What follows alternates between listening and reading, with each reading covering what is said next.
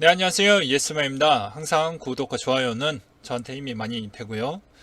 그리고 제 영상의 속도가 마음에 들지 않으신 분들은 영상 상단 또는 하단에 속도 조정기가 있으니 잘 참고하셨으면 좋겠습니다. 지난주 100만 비트코인 캐시가 거래소로 유입됐다라는 내용이 있는데요.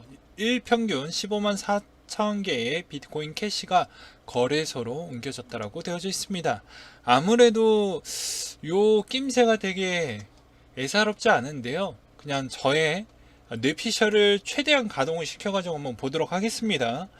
일단 보게 되면 현 시점에서 거래소 쪽으로 옮겨갔다라는 의미는 현재 이 물량을 팔기보다는 어떻게 보면은 이번에 에어드랍을 받기 위한 움직임이라고도 볼 수가 있게 되겠고요. 그 다음으로는 어떻게 보면 해당의 지갑에서 지원해주는 서비스를 해주는 곳이 마땅치가 않았기 때문에 오히려 거래소 쪽으로 더 많이 쏠렸다라고 볼 수가 있게 되겠습니다. 네, 그리고 해당 거래소에서 비트코인 캐시 에어드랍을 어떤 것이 제일 빨리 해주느냐에 따라서도 달라질 것 같습니다. 즉, 에어드랍을 한 뒤에 상장을 시켜주는 곳이 아무래도 그쪽이 가장 핫하겠죠. 왜냐, 가장 높은 가격에 팔 수 있는 권리 행사를 가져갈 수가 있는 것이죠. 그리고 제가 저번에도 말씀을 드렸지만 한국계 거래소는 그렇게 투자자들한테 생각보다 높은 질적인 서비스를 구현해 주지 않는다라고도 설명을 드렸습니다. 특히나 업비트 같은 경우는 지원은 해주긴 하되 가장 늦게 상장을 시킬 거니까 이미 재미 볼 거 다 끝나는 시점이기 때문에 그런 측면도 좀 알고 있었으면 좋겠어요. 그러니까 그런 눈치를 좀 예측을 했다라고 하면 미리 제일 빨리 지원을 해줄 수 있을 만한 거래소로 이동하는 게 가장 명확하겠죠. 테더가 1.5개 신규 발행을 했다라고 하는데요. 이더리움 네트워크에서 추가 발행을 했다라고 합니다. 매번 똑같은 이야기이긴 하지만 여러분들이 바로 곧바로 반응을 할 수 있게끔 머리에 거의 세뇌 교육을 시키듯이 이 부분이 상당히 중요하기 때문에 여러 번 말씀을 드리는 부분이고요. 신규 발행을 했기 때문에 지금의 추세는 한동안 계속 유지가 될 것으로 보여집니다. 그래서 예스맨이 바라보는 차트적 관점을 한번 보도록 하겠습니다. 비트의 차트를 한번 볼까요? 보게 되면 계속 9일선 부분과 15일선을 살짝 경계선을 만들어내면서 계속 올려가고 있는 추세입니다. 이 형태도 아무래도 현 시점에서 이번 주까지 랠리가 거의 계속 유지가 될 것 같고, 아무래도 뭐 다음 주부터는 이 구간에서 거의 여기에 있는 이 16,000대에 대한 이 구간이 상당히 고비가 될 것으로 보여지고, 그리고 주봉으로 본다라고 해도 그 다음 주에 이 부분 보이시죠? 이 부분 보이시고요. 그만큼 이탈폭이 큽니다. 볼린저 밴드에. 그렇기 때문에 한동안 또 쉬어갈 확률이 매우 높기 때문에 그렇게 좀 보실 필요성이 있겠다. 그리고 또한 비트의 도미넌스 추이를 보게 되면 쉬어갈 것처럼 보여주다가 꼬리만 남기고 다시 치켜 올려가고 있습니다. 그래 봤자 여기에서 더 올라간다라고 해도 66, 67이 마지노선으로 보이고, 만약에 비트코인이 다음 주까지 끝까지 올라가다가 갑자기 큰 낙폭이 나온다고 해도 일시적으로 66, 67 구간이 나온다라고 하면 계속해서 그 구간을 한번 지대로 찍어주는 순간 다시 내려가는 형태이기 때문에 아마 한동안 이 형태에서 거의 다 뭐 크게 추락하는 것보다는 현 상태를 계속 유지하면서 내려가는, 천천히 내려가는 형태로 나오면서 알트코인을 약간씩 올리지 않을까라는 생각이 들기도 합니다. 근데 이 알트코인의 대표적인 부분을 또 보게 되면 뭐 이더리움 차트나 그리고 지금의 뭐 대세인 비트코인 캐시가 조만간에 온다라고 하는데, 이 추세에 대한 흐름이 도미넌스가 힘을 못 받고 있는 실정입니다. 그래서 요게 어느 정도 라인에서 멈춰줄지 저도 매우 궁금해지고요. 그렇기 때문에 이더와 캐시에 대한 이 도미넌스 비중을 보게 되면 좀 애매한 부분이 좀 있습니다. 그래서 중형급은 또 보게 되면은 뭐 오미세고나 뭐 이런 쪽인데, 뭐 중형급에 있는 쪽에 도미넌스 추이를 보게 되면 그래도 많이 뺏기지는 않고 있어요. 그래서 오히려 기회만 주면 중형급이 좀 많이 올라가는 측면이 있겠다라고도 설명을 드리도록 하겠고, 그리고 최근에 보게 되면은 막 요렇게 엠블이나 픽셀이나 보라나 뭐 요런 쪽에서 막 올라가니까, 야 가벼운 코인들 오늘의 뭐 대집합평이다 라고 해가지고 막 이렇게 올리는 측면이 있어요. 근데 보면 이번에 업비트에서도 상패 목록이 있다라고 하니까 뭐가 될지 모르겠지만, 저도 그런 거를 좀 유심히 체킹을 하시면서 적절하게 먹고 빠지는 형태로 보시고, 지금 시점에서 초점을 맞춰야 되는 거는, 내가 주력 코인을 어떠한 재료가 남아져 있는 게 있다고 하면 그 시총이 낮은 것도 공략을 해도 되지만, 하이 리스크를 어느 정도 감안하시면서 하셨으면 좋겠고, 웬만하면 중형 코인 쪽으로 집중을 해서 수익화를 좀 크게 가져가는 전략으로 하는 게 낫다라고 설명을 드리고 싶습니다. 왜냐면 지금의 중형 코인들에 대한 도미넌스 추이는 거의 뺏기지 않고 있는 실정이고, 거의 자리도 이제 거의 다 만들어지고 있는 실정이기 때문에 저는 상당히 긍정적으로 보고 있기 때문이죠. 그 다음으로 내용을 보도록 하겠습니다. 코인베이스가 다음 상장이 무엇일까 라고 해가지고 도경수 님이 직접 올려주셨던 내용인데요. 지금 코베 프로에서 코베 본진 안강 코인이 골렘 룸 네트워크다. 그러다 보니까 지금의 추이를 분석을 해보면 코인베이스 쪽에 어떤 게 상장이 될지 모르니 이쪽에서 좀 많이 움직였던 것 같습니다. 근데 과거 패턴의 12기 상당히 이번에 좀 많이 올라왔죠. 어마어마하게 올라왔습니다. 같이 한번 봐볼까요? 12을 보게 되면은 거의 원래 평균가가 30원대인데 200원대를 넘게 찍었어요. 그러다 보니까 그 다음에 코인베이스 쪽에 상장이 되는 게 무엇이냐에 요새 좀 많이 맞춰지는 것 같습니다. 그래서 후보를 보게 되면은 뭐 여러 가지가 많이 보이게 되는데, 이거는 이제 제가 맞출 수 있는 부분이 아니다 보니까 여러분들이 조금 더 생각을 하시면서 보셨으면 좋겠고요.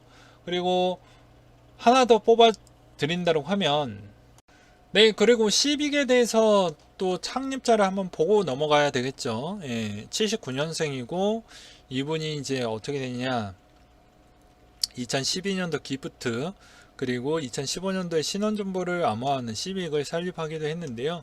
이걸 샌프란시스코에다가 설립을 했습니다. 이 말의 의미는 코인베이스도 스타트업을 육성을 해준다라는 면분 하에 미국의 스타트업을 키워준다라고 하면은 모양새가 좀 이쁘게 나올 거 아니겠어요?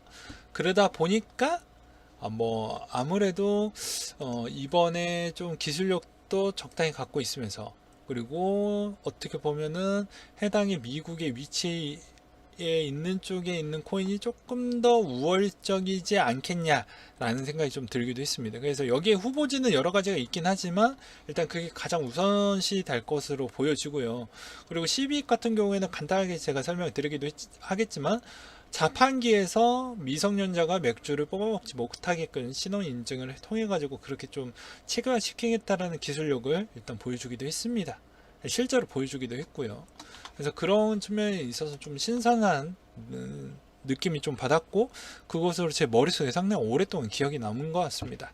그리고 미국과 중국간에 대해서 이해도가 어떻게 끝나가느냐에 따라서 중국계 코인도 실려질 수는 있겠지만 아직은 좀 아니지 않을까라는 생각이 들기도 해요. 그 다음으로는 마켓메이커님이 올려주셨던 내용인데, 이 시점에서 쳐 죽여야 할 2인이 아니고 3인이겠죠. 네, 사진으로 보게 되면은 박상기, 유시민 작가가 보이기도 합니다. 이때 거의 뭐 표현에 대한 측면에 있어서 좀 잘못됐다라고 봅니다. 이분들이 이제 어떻게 보면은 뭐 이쪽은 공무원 출신이니까 어떻게 보면 위에서 시켰겠죠. 네, 뭐 최종구님도 마찬가지고요. 이분도 뭐 이쪽에 당의 성향이 있기 때문에 이쪽에도 성향이 있겠죠. 근데 표현을 너무 이상하게 만들다 보니까 좀 그게 오해가 생기고 완전 사기로 바뀌어버리는, 그게 좀 아쉬웠습니다. 그러니까 이분들의 주장은 지금의 국민들에 대한 투자적 금융 투자에 대한 지식 수준이 매우 낮다라고 생각을 해서 이 정도에 대한 자극에 대한 패턴을 얘기를 하지 않고서야는 이 거품이 꺼지지 않을 것 같으니, 그냥 언론사들이 어떻게 보면 해당 인터뷰를 하든지 아니면 내가 방송 나가게 되면 되게 자극적으로 좀 그렇게 좀 보여줬다고 생각이 들어요. 그런데 이쪽에 있는 산업계에 몸을 담고 있는 사람들도 어떻게 보면 자영업자들인데, 그것에 있어서 표현했던 것을 너무 좀 이상하게 나간 것도 이분들의 또 잘못이라고도 볼 수가 있겠죠. 그리고 이 유시민 씨는 지금의 어떤 생각을 갖고 있고, 그리고 박상기 님이나 최종훈 님도 어떤 생각을 갖고 있는지 좀 매우 궁금해집니다. 이분들은 뭐 어떻게 보면 뭐 청와대 소속이니까 뭐 계속 어떻게 보면 지금의 정권을 갖고 있는 그 DNA를 거의 빠지지 않을 것 같고, 유시민 씨는 과연 어떤 생각을 갖고 있을지 저는 매우 궁금해지기도 합니다. 본인의 생각이 지금도 맞다라고 생각을 하는 것인지, 향후 2, 3년 더 지났을 때 만약에 비트코인이 1억이 간다라고 했었을 때 그때도 똑같은 이야기를 할 것인지 저는 그게 매우 궁금해지기도 해요. 그 다음으로 내용을 보게 되면 바이든 당선이 비트에 유리할 수밖에 없는 이유라고 해가지고 여기에서 이분이 자기 나름대로 이렇게 길게 글을 써주셨던 내용이 있는데요. 같이 한번 보도록 하겠습니다. 보게 되면 바이든의 핵심 정책은 최저임금 인상이다. 노동자 임금 인상은 결국 기업의 이익률을 나눠 먹자라는 의미이기도 하고, 기업의 입장에서 보면 세제 개편을 덜 크리티컬하겠지만 단기적 이슈로는 주가 하락을 이야기를 한다. 물론 장기적으로 보면 우상향을 하는 방법이기도 하겠는데, 일단 트럼프와 달리 비트코인에 대한 부정적인 언급을 한 것은 일단은 없다. 근데 뭐 여기에 대해서 약간 반박을 한다고 하면 좀 차이는 있겠죠. 왜냐면 이분은 대통령 때 그런 이야기를 했고, 이분도 대통령 때 어떤 이야기를 하느냐에 따라서 달라지는 것이지, 아직까지는 당선자일 뿐입니다. 대통령이 된 건 아니죠. 그리고 재정 정책을 보게 되면은 뭐 여러 가지 내용이 있는데, 뭐 법인세 올리고 여러 가지 부자 증세를 하게 되면 아무래도 이제 여기에 따라서 이제 주식으로 꿀 빨았던 돈들이 이제 어느 쪽으로 흘러가야 되는데, 이게 아무래도 코인 쪽으로 갔지 않겠냐라는 논리적 근거. 그리고 두 번째로는 이제 무역 전쟁을 본격화할 것인데, 이거에 따라서 이제 기초통화를 입지를 굳히려고 노력을 할 거면서 비트코인 수요도 똑같이 또 늘어나는 형상을 좀 보이지 않겠냐. 그리고 트럼프는 개인 플레이였지만 바이든은 연합 체계로 갈 확률이 높으니, 어떻게 보면 국제 뭐 공조 형태를 많이 보여주다 보니까 뭐 이런 뭐 CBDC에 대한 논의나 비트코인에 대한 뭐 규제권이나 이런 거가 오히려 더 빠르게 정리가 되면서 진행이 될 수도 있다라는 가능성도 좀 볼 수가 있었습니다. 마지막으로는 MMT를 볼 수 있는데, 모든 전 세계에 있는 국민들이 속아 넘어가는 것 중에 하나가, 대통령이 되면 뭐 재정 지출 부분을 많이 안 쓰겠습니다, 아껴 쓰겠습니다, 뭐 이런 이야기를 많이 해요. 근데 그건 다 거짓말입니다. 그럴 수가 없어요. 왜냐면 내가 공약이 됐으면 그 공약에 따라서 그걸 이행을 하기엔 일정한 돈을 쓸 수밖에 없거든요. 그리고 내가 그만큼 많이 써야 내가 해놨던 그런 실적이 더 덩어리가 크게 보이는 것도 있고요. 그러니까 바이든이 당선이 되면 SOC 확충이 꽤 크고, 그거에 따른 고용 효과가 클 것으로 보여집니다. 그렇게 해서 땡방지를 할 것이고요.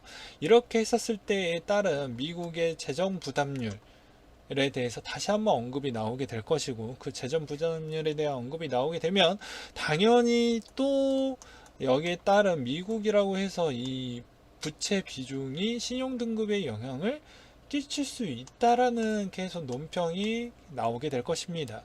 그러다 보니까 당연히 MMT라는 거를 무작위식으로 이제 쓸 거의 명분안을 만들 거예요. 왜냐면 지금 상태라고 하면 현 부채 비율 대비에 있는 재정 측면을 보게 되면 아직도 좀 간당간당하거든요. 그러니까는 일본처럼 저렇게 화끈하게 쓰고 싶은데 계속 제동이 막히니까 뭔가를 하기가 좀 어려운 부분이 좀 있습니다. 그래서 MMT를 하게 되면 나머지 자산군에 대한 펌핑이 발생을 하게 되겠죠. 그러면 여러분들 여기서 이제 짚고 넘어갈 만한 포인트는 그만큼 미국이 바이든이 되고 나서 돈을 무작위하게 뭐 노믹스 효과를 낼 것이냐 아닐 것이냐를 좀 보실 필요성이 있을 것 같습니다. 국내 가상자산 90% 거래 중지, 초유의 사고가 발생을 했다. 11일 기준으로 기존 버전 이더리움의 인프라에서 버그가 발생을 했고, 업비트, 비썸, 코인원 등의 국내 거래소가 거의 다 일시 중단하는 사태가 있었습니다. 전 이거 실질적으로 경험을 했어요. 5시 정도 잠깐 시세를 보려고 들어갔는데 갑작스럽게 멈추더라고요. 그래서 보니까는 왜 멈췄나 봤더니 이더리움 기반에 있는 게 입출금이 일시 중단이 되었습니다. 그러니까 이 버그는 언젠가 나중에 또 고쳐지긴 하겠지만 이런 게 여러 번 터지면 나중에 또 안 좋아지겠죠. 마이크로 스트래티지 CEO가 비트코인 투자가 금보다 100만 배 낮다라고 이야기를 하고 있는데요.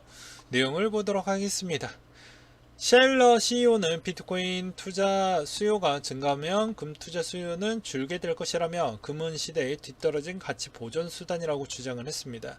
또한 금과 비트코인은 상호 보완적 투자 자산이 될 수 없다며 비트코인과 금은 위험 회피 수단 성격이 강하다라고 말하기도 했고요.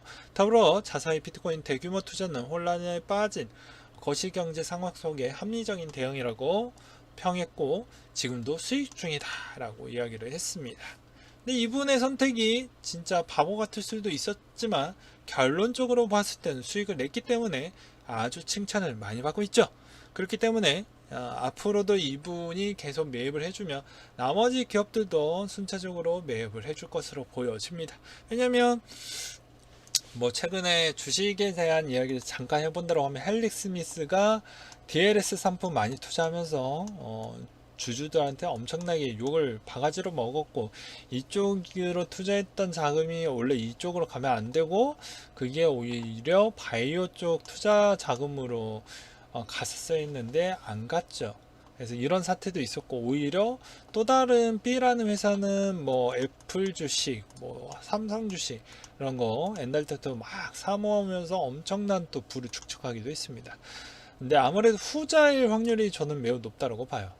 예, 마이크로 스트래티지도 아무래도 이제 비트코인에 대해서 엄청나게 부를 축적을 하면 이제 그때 또 기업에 대한 평가가 달라질 것이고 저번에도 말씀드렸지만 이번에 이제 장부 가치 평가, 감정 평가를 이제 비트코인이 올해 미국의 재무제표의 감정 평가가 끝나게 되면은 이제 그걸 자산군으로 금융 자산군으로 녹일 수가 있기 때문에 이제 실제 주식과의 영향성을 줄 수가 있다라는 것이죠. 이 말의 의미는 이렇게도 해석을 해볼 수가 있습니다. 주식과 연계된다. 그러니까 나스닥과 더 연계가 될 확률이 매우 높겠죠. 그러니까 항상 나스닥에 대한 추이를 계속 잘 볼 필요성은 있을 것 같습니다. 오늘은 여기까지 준비를 했고요. 항상 여러분들한테 힘이 되고 도움이 되는 예스맨이 되도록 하겠고 이상으로 마치도록 하겠습니다.